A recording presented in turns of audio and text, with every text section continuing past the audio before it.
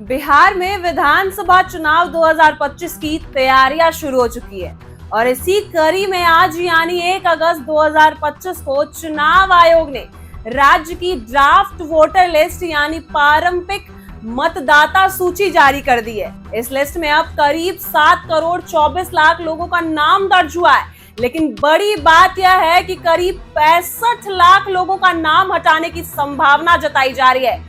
ये नाम वो हैं जो या तो दोहराए गए हैं या फिर मृत्यु हो चुकी है या फिर अब उस जगह पर नहीं रहते।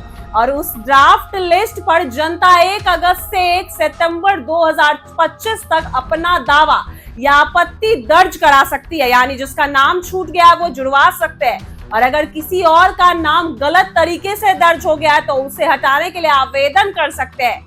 इसके लिए मतदाता अपने इलाके में बीएलओ यानी निर्वाचन अधिकारी से संपर्क कर सकते हैं। इस बार चुनाव आयोग ने एक और अहम फैसला लिया है। जो लोग पहचान पत्र या जरूरी दस्तावेज नहीं रख पाए, जैसे जाति प्रमाण पत्र, निवास प्रमाण पत्र आदि, उनके लिए अब मदद की जाएगी ताकि वे भी मतदाता सूची से जुड़ सके।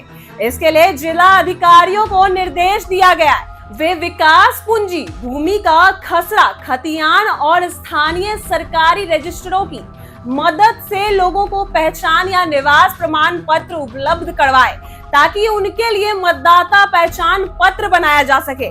इसके अलावा कई जिलों में विशेष कैंप भी लगाए जाएंगे जहां लोग अपने दस्तावेज बनवा सकेंगे और वोटर लिस्ट में नाम जुड़वाने की प्रक्रिया को पूरी कर पाएंगे। खास बात यह है कि अब ऑनलाइन पोर्टल, मोबाइल ऐप और लोकल बूथ स्तर पर भी जानकारी दी जा रही है ताकि ग्रामीण क्षेत्रों के लोग भी आसानी से इस प्रक्रिया में शामिल हो सके।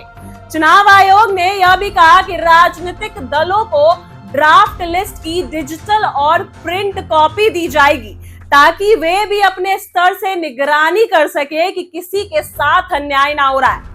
इस प्रक्रिया की निगरानी खुद सुप्रीम कोर्ट भी कर रही है और कोर्ट ने साफ कहा है कि अगर इस रिवीजन प्रक्रिया में किसी समुदाय या इलाके के वोटरों को बड़ी संख्या में हटाया गया या कुछ भी हुआ उनके साथ तो वो हस्तक्षेप जरूर करेगी।